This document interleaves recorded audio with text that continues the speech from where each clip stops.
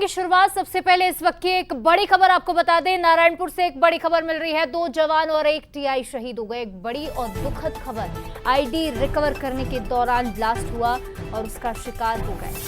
तो 2 जवान और 1 टीआई शहीद हो गए हैं। छोटे बेटिया थाना क्षेत्र की एक घटना है जहां नारायणपुर में एक बड़ी खबर सामने आई। देखिए, नक्सल विरोधी ऑपरेशन चल रहा है। एंटी नक्सल ऑपरेशन के तहत न सिर्फ नक्सलियों को सरेंडर करवाना या फिर नक्सलियों से दो हाथ करना इसमें शामिल है, बल्कि जो आईडी का जाल बिछा है जंगलों में, उन रास्तों पर जहां से ग्रामीण गुजरते हैं, जवान गुजरते हैं, आम लोग गुजरते हैं, उन रास्तों में बिछे आईडी को हटाना, उन्हें बरामद करना और उन्हें नष्ट करना भी इस अभियान का हिस्सा है। और इसी अभियान में लगातार जवानों की टीम जुटी हुई है, चाहे वो डीआरजी हो, सीआरपीएफ हो, कोबरा बटालियन हो, तमाम बटालियन इस मामले में जुटी हुई हैं, लगातार तलाश कर रही हैं। लेकिन इसी बीच एक बेहद दुखद खबर नारायणपुर से, जहां 2 जवान और 1 टीआई शहीद हो गए हैं। आईडी रिकवर करने के दौरान ये ब्लास्ट हुआ। इस खबर पर ज्यादा बातचीत करेंगे, हमारे साथ रवीन मंडल फोन लाइन पर जुड़ रहे हैं। रवीन, जानकारी दीजिएगा, कौन से वो 2 जवान हैं, किस बटालियन के थे और 1 टीआई भी इनमें शामिल है। ये दुखद हादसा माना जाएगा बेहद। देखिए, छोटे बेटिया और नारायणपुर जो सीमावर्ती से क्षेत्र है, वहाँ पे जवान जो नक्सली द्वारा डंप किया हुआ सामान था उसको निकालने के लिए गए थे। हालांकि अभी तक आधिकारिक पुष्टि ये नहीं आ रहा कि शहीद हुए कि नहीं, लेकिन ये खबर निकल के सामने आ रही कि तीनों जो जवान है जो ब्लास्ट हुए तो उसमें शहीद हुए। हालांकि हम लगातार प्रयास कर रहे हैं, अधिकारी से बात कर रहे हैं, लेकिन पुष्टि नहीं हो पा रही कि आखिर जो जवान है शहीद हुए। ये खबर निकल कर कि घायल हुए, लेकिन शहीद का अभी तक पुष्टि नहीं हुई है। जी ठीक है रविंद्र, जैसे ही आपको कोई जानकारी या अपडेट मिलेगा, और भगवान ना करे कि ऐसा कुछ हुआ भी हो, जिस तरह से आप कह रहे हैं कि आशंका है कि वो सिर्फ घायल हुए हैं, पुष्टि नहीं हुई है, और आईडी रिकवर करने के दौरान ये ब्लास्ट हुआ था। तो ऐसे में जो भी अपडेट होगा रवीन, आप हम तक पहुंचाइएगा। लेकिन फिलहाल तमाम जानकारी के लिए आपका बहुत शुक्रिया। तो पखानजूर से एक बड़ी खबर, नारायणपुर से एक बड़ी खबर, 2 जवान और 1 टीआई शहीद होने की खबर सामने आई है। हालांकि पुष्टि फिलहाल नहीं हो पाई है। अधिकारियों से बातचीत करने की कोशिश लगातार हमारे संवाददाता भी कर रहे हैं, और जैसे ही कोई अपडेट मिलेगा, और हम भी यही चाहते हैं कि ये जो आशंका है वो झूठी निकले, सिर्फ घायल हो जवान और जल्द से जल्द वो भी स्वस्थ हो जाए, जल्दी से रिकवर हो जाए। दरअसल आईडी नष्ट करने के लिए, आईडी बरामद करने के लिए यहाँ इस एरिया में मौजूद थे और इसी दौरान ये ब्लास्ट हुआ।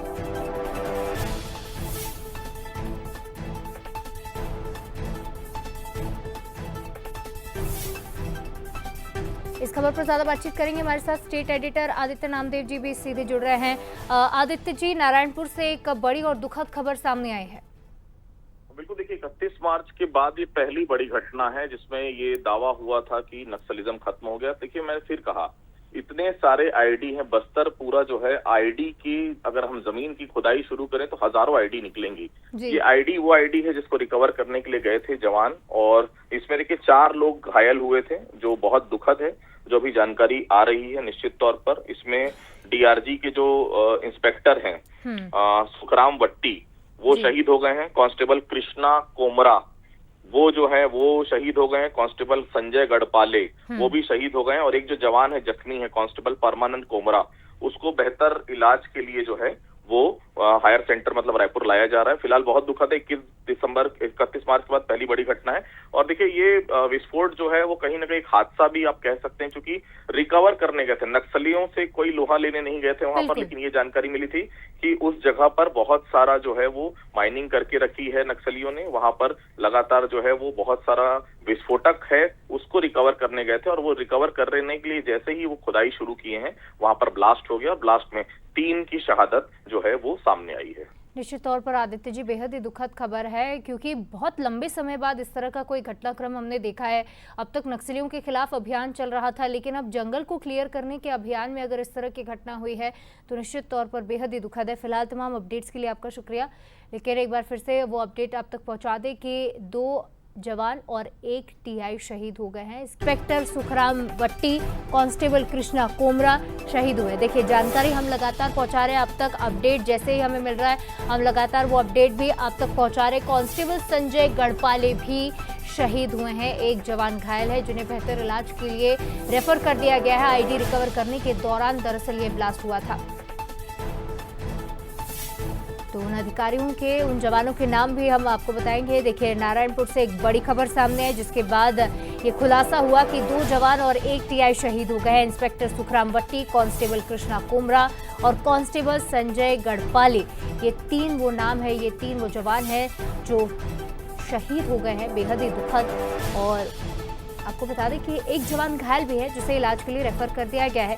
कांकेर डीआरजी के 4 सदस्य हैं और डीआरजी के 4 सदस्य यहां पर गए थे टीम बनाकर, जिनमें से इंस्पेक्टर सुखराम भट्टी, कांस्टेबल संजय गढ़पाले, कांस्टेबल कृष्णा कोमरा शहीद हो गए हैं। एक जवान जख्मी है, घायल है, जिनका इलाज जारी है।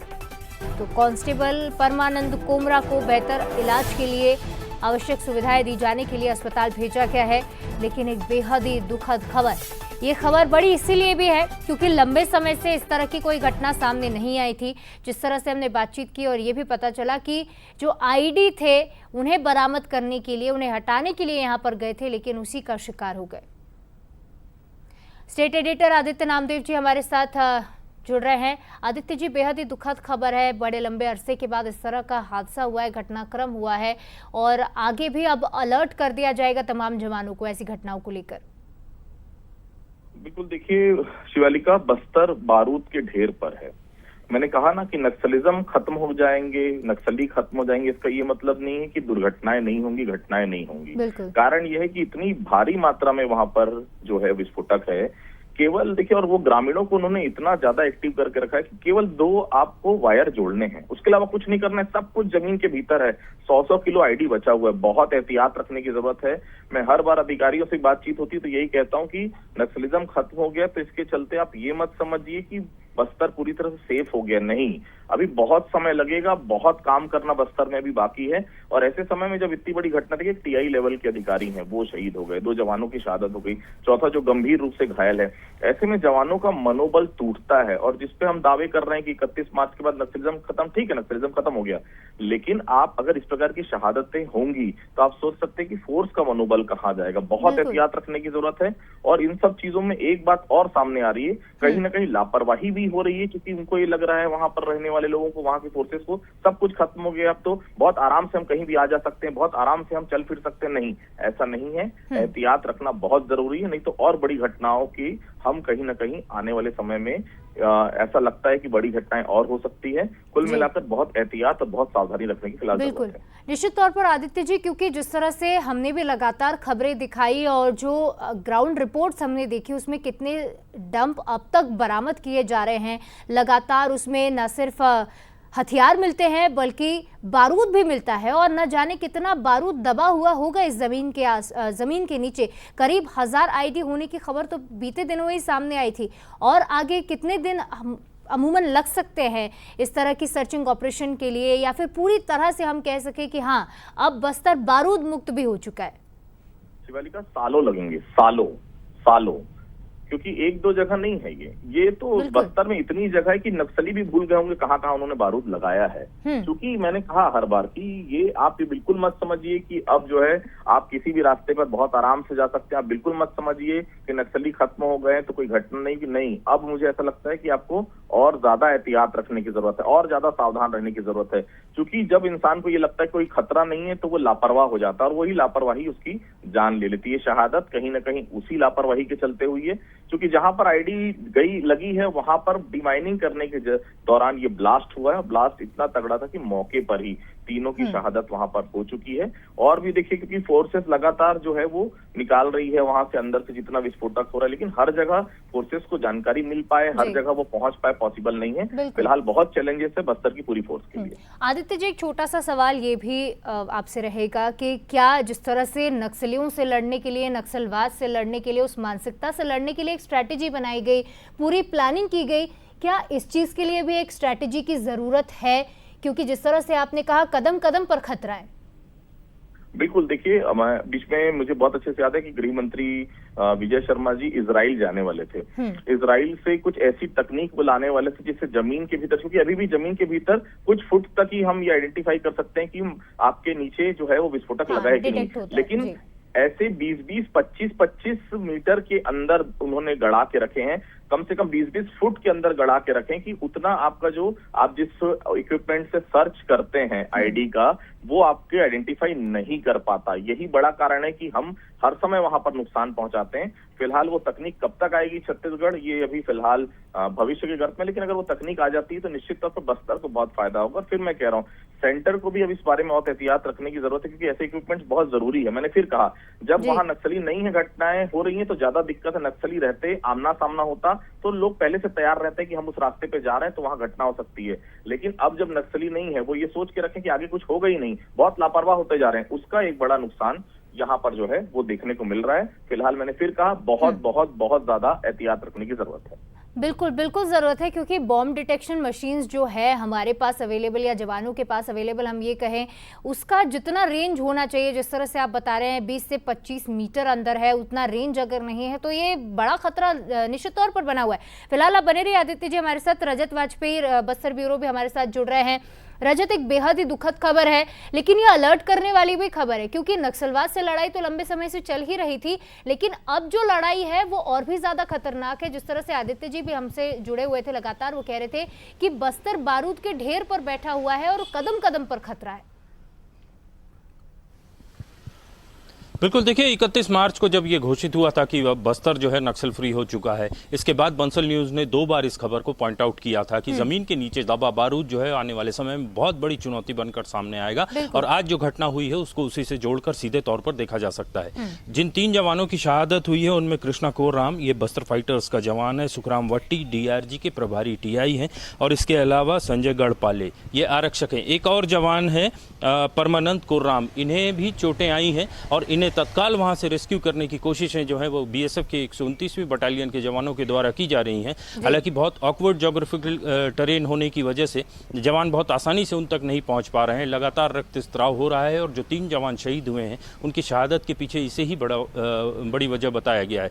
चौथा जवान जो वहां से इवैक्यूएट नहीं किया गया जल्दी, तो उसकी भी जान पर बन आ सकती है। ऐसे में आप समझ सकते हैं कि जंगलों में अभी भी नक्सली भले ना हो, लेकिन उनके द्वारा दबाया गया बारूद बहुत बड़ी चुनौती के रूप में देखा जा रहा है। और आने वाले समय में यदि डीआरडीओ जैसी एजेंसियों से बातचीत करके अगर इसका समाधान निकालने की कोशिश हो तो वह बेहतर होगा, और वही असल में नक्सल फ्री बस्तर जो है उसे माना जाना चाहिए निश्चित तौर पर, क्योंकि नक्सलियों से मुक्त तो हो चुका है, लेकिन नक्सलियों के जो कारनामे थे रजत वो अब तक मौजूद है। वो आईडी जो नुकसान पहुंचाने के इरादे से लगाए गए थे वो अब तक मौजूद है। हम कितनी खबरें हर रोज दिखाते हैं, आप जो तस्वीरें हम तक पहुंचाते हैं, कभी कुकर बम मिलते हैं, कभी बॉटल बम मिलते हैं, हर तरह के आईडी अब तक लगे हुए हैं। क्या इसके लिए एक बहुत प्लानिंग और बहुत अच्छी स्ट्रैटेजी की ज़रूरत नहीं है? उन लोगों की ज़रूरत नहीं है जो यहाँ की जियोग्राफी को बहुत अच्छे से समझते हैं, क्योंकि जिस तरह से आप हमेशा बताते रहे यहाँ की जियोग्राफिकल कंडीशन बिल्कुल आसान नहीं है। जी बिल्कुल, न केवल ऑकवर्ड ज्योग्राफिकल कंडीशन, बल्कि देखिए जब तक इस पर कॉम्प्रिहेंसिव प्लान नहीं तैयार किया जाएगा, जब तक कि कंसर्निंग सारे लोगों को इसमें विभागों को शामिल नहीं किया जाएगा, तब तक इसका हल बहुत आसानी से निकलेगा ऐसा दिखता नहीं है। हालांकि सरकार के स्तर पर इसके प्रयास शुरू कर दिए गए हैं। आपको याद होगा जिस तरीके से आउटडोर डेफिकेशन फ्री गाँव घोषित किए गए थे, उसी तरीके से अब बहुत अच्छे से एरिया डोमिनेशन करके और डिमाइनिंग करके ये कोशिश हो रही है कि आईडी फ्री पंचायत घोषित करने की प्रक्रिया शुरू की जाए। ये अभी ऑन प्रोसेस है और एक भी ऐसी पंचायत बस्तर में नहीं है जिसे आईडी फ्री घोषित किया गया हो। इसलिए हम बार बार कहते हैं कि बहुत ही चैलेंजिंग ये काम है। नक्सलियों से गन फ्रंट पर जो लड़ाई चल रही थी उसमें तो फिर भी फिजिकली एक दूसरे के सामने लोग जो है वो मौजूद रहते थे, टारगेट करना आसान होता था, लेकिन ये दबा हुआ बारूद जो है ये निश्चित तौर पर अदृश्य है और इसी वजह से चैलेंजेस जो है वो दिन पर दिन बढ़ते जा रहे हैं। बिल्कुल रजत, ये कहा जा सकता है जिस तरह से आपने कहा कि गन पॉइंट पर जो लड़ाई चल रही थी वो तो हमने खत्म कर ली, लेकिन अब गन पाउडर से लड़ाई है, यानी बारूद से जो लड़ाई है, डायनामाइट से जो लड़ाई है वो अब भी बाकी है। और जब वो खत्म होगी तभी बस्तर को पूरी तरह से हम नक्सल मुक्त और बारूद से फ्री मानेंगे। फिलहाल तमाम जानकारी अपडेट्स के लिए आपका बहुत शुक्रिया रजत। अपडेट्स आप लेते रहेंगे। आदित्य जी हमारे साथ जुड़े थे, उनका भी बहुत शुक्रिया तमाम जानकारी और अपडेट्स के लिए।